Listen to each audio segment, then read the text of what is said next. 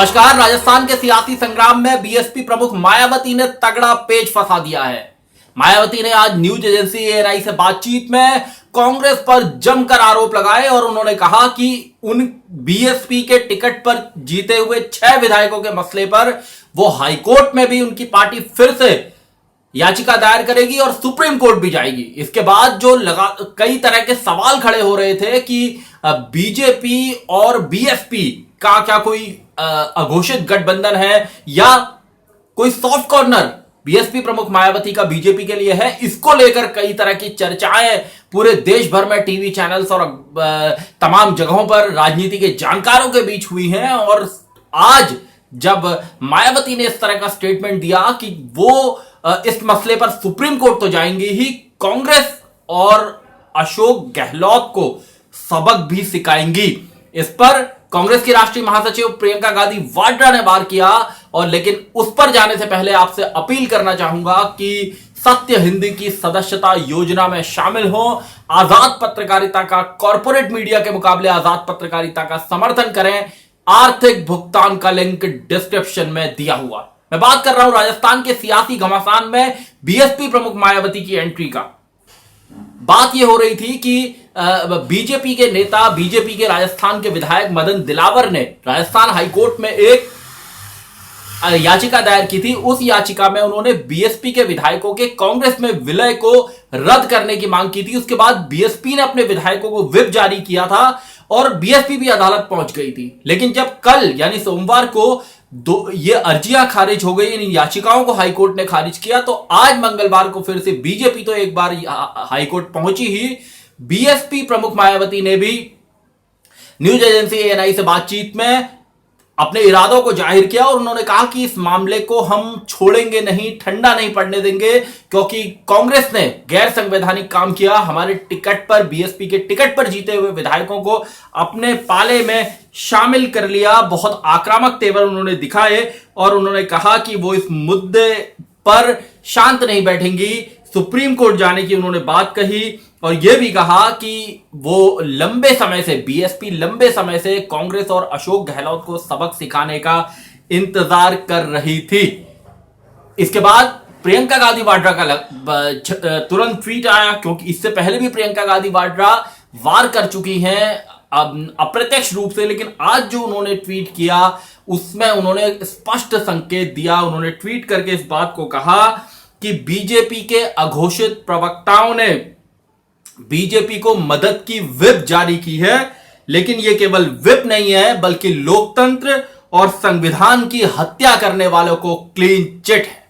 अब आप समझिए कि प्रियंका गांधी वाड्रा का कितना तीखा हमला है। उन्होंने स्पष्ट रूप से उत्तर प्रदेश की राजनीति में लकीर एक खींच दी है कि वो, उनका जो टारगेट है अब बीएसपी प्रमुख रूप से है।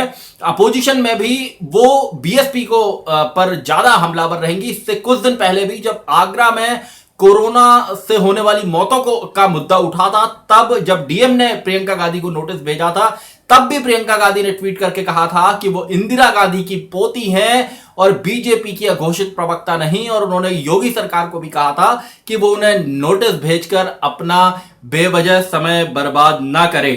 तो कुल मिलाके ये जो सियासी लड़ाई है दोनों की, ये मायावती अब जब राजस्थान के दंगल में कूदी हैं, तो ये कांग्रेस, बीजेपी और कांग्रेस में भी पायलट और गहलोत खेमों की लड़ाई और अब बीएसपी का इसमें आना, ये कई तरह के सवाल जो इससे राजस्थान की सियासत बड़ी पेचीदा हो गई है।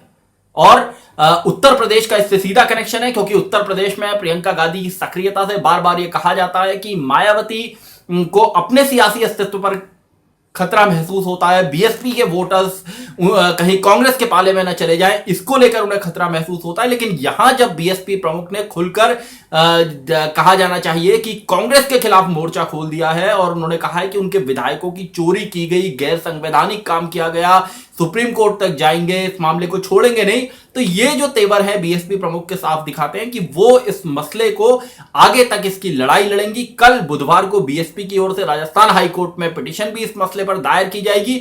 ये वो 6 विधायक हैं जो बीएसपी के टिकट पर जीते थे, लेकिन बाद में इन्होंने राजस्थान के स्पीकर को एक पत्र सौंपा था और इस बात को कहा था कि ये अब कांग्रेस को अपना समर्थन दे रहे हैं। लेकिन अगर ये मसला सुप्रीम कोर्ट तक जाता है, जैसा बीएसपी प्रमुख ने कहा है, और उसके बाद अगर किसी तरह का कोई निर्णय आता है, तो निश्चित रूप से आप मानिए कि अशोक गहलोत सरकार के लिए खासी मुश्किलें खड़ी हो सकती हैं। और अब जब हाईकोर्ट में इसमें फिर से याचिका दायर हो गई है और हाईकोर्ट इस पर अगर सुनवाई करके कोई फैसला दे देता है, तो गहलोत सरकार के लिए मुश्किल खड़ी होगी, क्योंकि गहलोत सरकार के पास अभी 102 विधायकों का समर्थन है।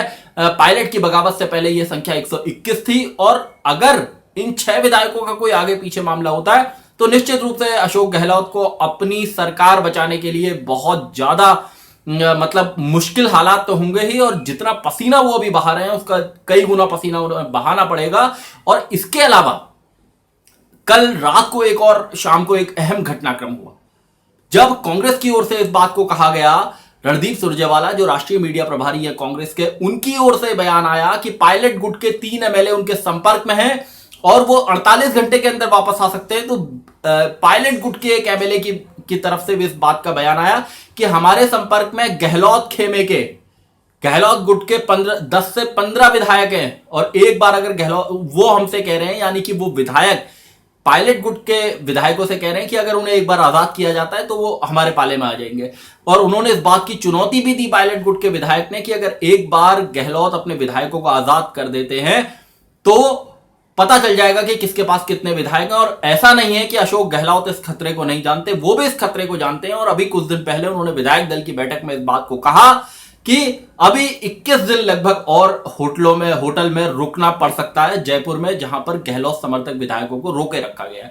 तो ये जो लड़ाई है, विधानसभा सत्र कब बुलाया जाएगा और कब तक, जैसे राज्यपाल ने कहा है कि 21 दिन का शॉर्ट नोटिस वाली बात हुई है, तो कब ये विधानसभा का सत्र बुलाया जाएगा और कब तक विधायकों को वहां पर रखना पड़ेगा ये। और इसमें पायलट गुट का ये कहना कि हमारे पास 10 से 15 विधायक उनके संपर्क में, ये राजनीति में इस तरह के दबाव, एक दूसरे पर दबाव बनाने के तमाम खेल, तमाम तरह के सियासी गड़े, तरकश में जितने तीर हैं वो इन दबाव के पलों में खेले जाते हैं, उन तीरों का इस्तेमाल किया जाता है। लेकिन राजस्थान की राजनीति में बीएसपी का जो पूरा एंगल है, और इसमें उत्तर प्रदेश की लड़ाई को राजस्थान से जोड़ने वाला जो ये एंगल है, जिसमें उत्तर प्रदेश में कांग्रेस बीएसपी की जो लड़ाई है और यहां बीजेपी बीएसपी की जो सियासी जुगलबंदी राजस्थान में दिखाई दी है, इससे अब बहुत सारे सवाल खड़े हो रहे हैं। और राजनीति के जानकारों का कहना है कि प्रियंका गांधी की जिस तरह उत्तर प्रदेश में सक्रियता है, उससे कहीं ना कहीं मायावती खुद को असुरक्षित महसूस करती हैं। और देखना होगा कि आने वाले दिनों में क्या राज्यपाल विधानसभा सत्र बुलाने का जो प्रस्ताव आज फिर से भेजा गया है एक बार, उसको क्या वो स्वीकार करते हैं, और अगर स्वीकार करते हैं तो आगे की रणनीति किस तरह होगी। क्योंकि गहलोत खेमे की कोशिश है कि एक बार विधानसभा सत्र हो, बहुमत साबित किया जाए और आगे की तो उनकी सरकार बच जाए। उस हिसाब से पायलट खेमे की, बीजेपी की क्या जुगलबंदी होती है, उनका क्या कोई गठजोड़ सामने आता है, यह भी एक देखने वाली बात होगी। क्योंकि आज बीजेपी फिर से राजस्थान हाईकोर्ट का उसने रुख किया है, कल उसकी याचिका रद्द हो गई थी, इसके बावजूद उसका जाना इस बात को दिखाता है कि बीजेपी भी इस मसले पर पीछे पांव हटाने वाली नहीं है, और वो आने वाले अभी और कुछ दिन जो है वो गहलोत सरकार के लिए, अशोक गहलोत के लिए खासी मुश्किलें खड़ी करेगी। सत्यहिंदी.com में आज के लिए बस इतना ही। ऐसे ही तमाम मुद्दों पर मेरी आपसे आगे भी बातचीत होती रहेगी। जाने से पहले एक अपील आपसे जरूर करना चाहूंगा, सत्य हिंदी के फेसबुक पेज को लाइक करें, ट्विटर पर हमें फॉलो करें और हमारी यूट्यूब चैनल को सब्सक्राइब करें। धन्यवाद।